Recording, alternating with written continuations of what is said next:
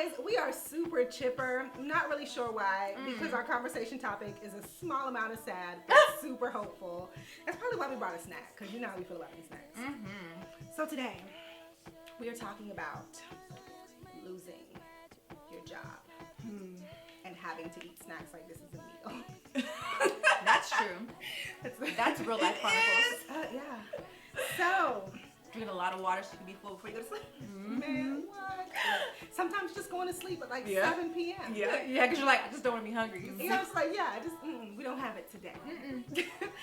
So, one thing that you guys may not know is that last year we launched, we were super excited, and then we all experienced a layoff in 2016.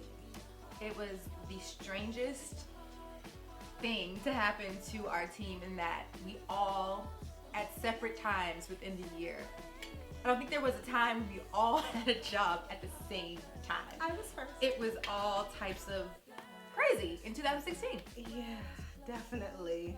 So I was first. I think you were second, right? No, I was last. No, we were at the same time last. You were first, you were second. And fourth. And fourth. Yeah, that. So we just wanted to, as you can see, we've like totally bounced back and life is lit. But we just wanted to share a little bit of that journey, what that looks like and how we got through it. I'll go first since mine happened first. I definitely walked out like, since we don't really have a Christian symbol like fist up, whatever the Christian equivalent of that was, because I legit, praying hands strong. That's how I left. When it happened, I could tell that they were super sad and they didn't want to do it. And I really felt like, all right, guys, this is wrapped up at school. Like, I'm fine. Like, I definitely want to enjoy this day. And I was scared because, you know, when you have an apartment and you have bills, I have a roommate. I can't have stuff being cut off. That's not cute. But I couldn't really panic because I felt an overwhelming amount of peace. It was like, I felt like God was saying to me, like, something incredible is about to happen. So just, it's okay. I got you. And by the time I hit the lobby, it was like, you know what? I feel like they did this because they know how strong my faith is. Ooh. I felt like, you know what? I don't think anybody else could survive this, but I know that my faith is going to get me through it. And I felt super confident in the moment, which really surprised me because normally I'm like, oh my gosh, I could call my mom or my moving home, what's going on, gosh. But I could not give into that little feeling. It was like, I felt incredibly strong. Wow. So that was kind of cool. What about you, Sarita? Oh, never mind. Yeah, because you about to say I'm eating, so cool. That's cool. I'm trying to remember who was next. I forgot that. Courtney. Also, she's right next to you. Yeah. Okay. Well, I lost again 2 jobs. Last year, both were unexpected. For one of my jobs, I was there for almost a year, and I didn't know what to think. But thankfully, I didn't get to the point where I wasn't anxious because I got a job probably, when I got that job, like a month? Not even a month after I left that one. And it was really nice because the company that I was working for the first time, like God's grace was just in it. And they pretty much worked with me. They were like, you know, we do want to keep you on as long as we can. You know, if you don't have anything else lined up, we want you to stay, and then when you find something, when we find a replacement, you know, we'll make it work. And I was like, okay. So, you know, if I had interviews, they would let me take that time off to go do interviews.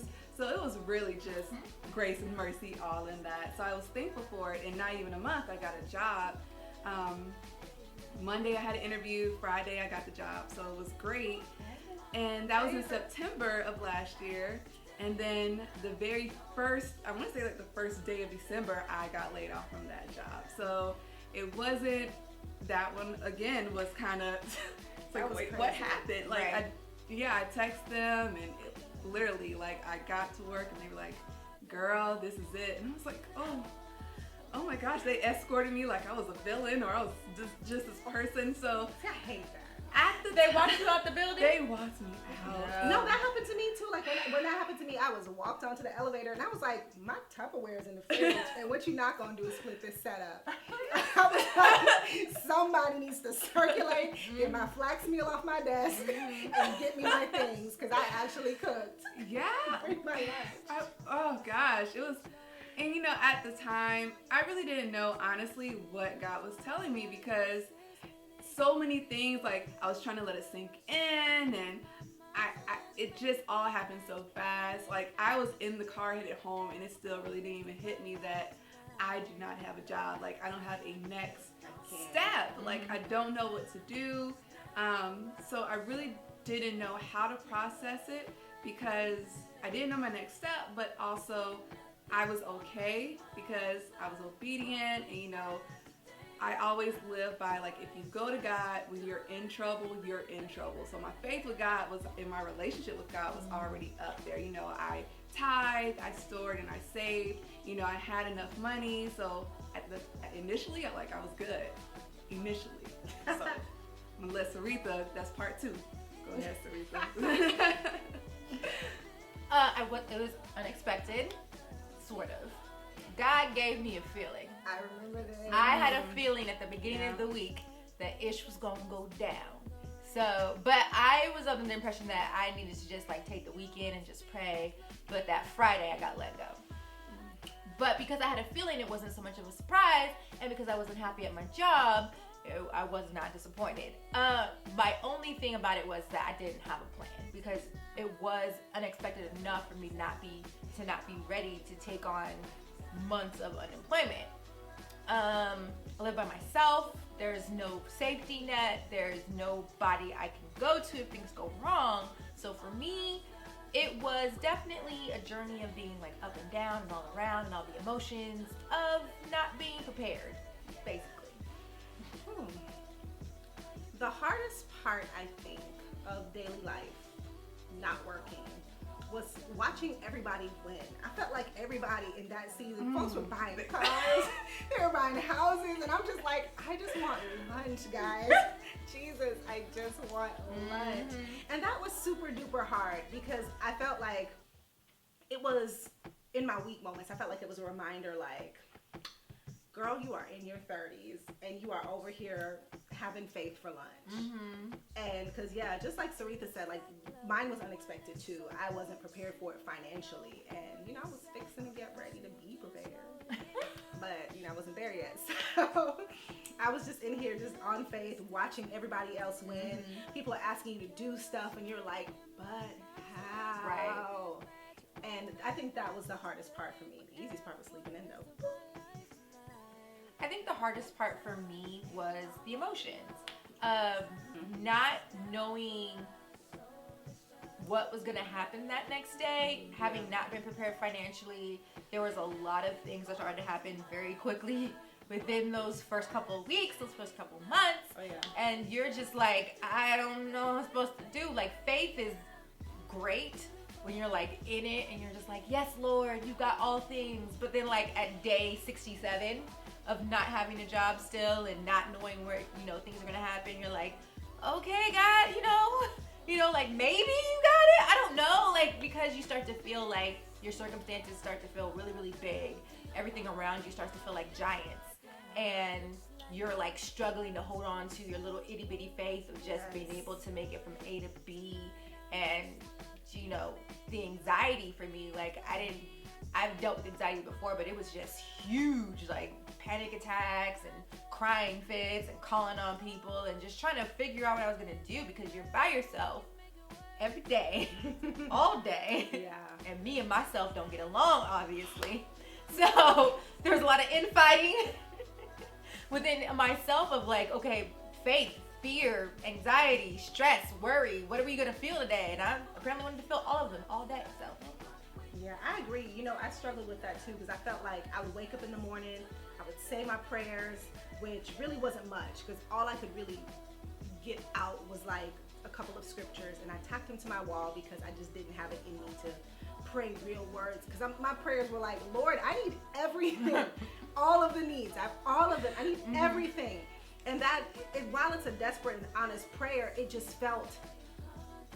it made me feel hopeless. So I just put 4 scriptures on my wall, and in the morning I would say read them. Amen. That was all I had. And then as panic would start to rise up in the day, I would fly back into my bedroom, read them again. Sometimes I would be walking around here and I would practically be yelling them at the top of my lungs because I would be wrestling with anxiety, because you'll see a bill, you'll be reminded of an expense, and you're like, this is due on Friday. I know it's Wednesday. God has time, but it doesn't look like a lot of time. And I'm just like, Jesus, I know what time the bank closes. I need. Or it was due last Friday, so now we just passed it. We just or out you know, here. rent was due, and you was just like, Let's I have nothing. I have nothing. Trust fall. Yes, girl, because then girl, the prayers were like, and they couldn't even hold me for the day. It was like several times a day. It was like I had to come back. What about you, CP? I think the hardest thing for me during my laid off period was just seeking my peace. I was kind of balancing the fence. On one hand, I was financially stable, and I did save enough where I was going to be okay.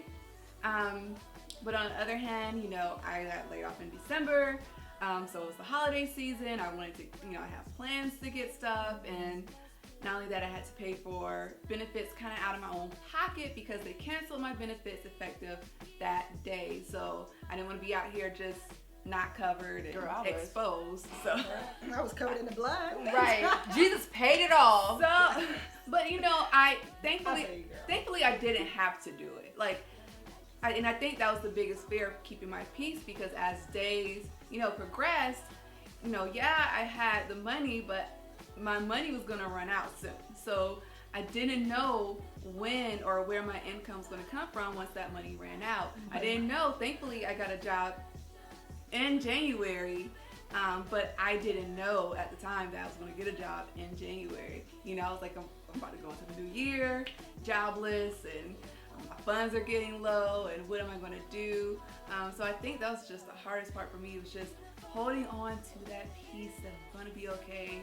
You know, I wish I could go back and be like, you know, you're going to be fine, girl, but that's not how life works. You know, God has us going out and faithing it literally. So that was the hardest one for me.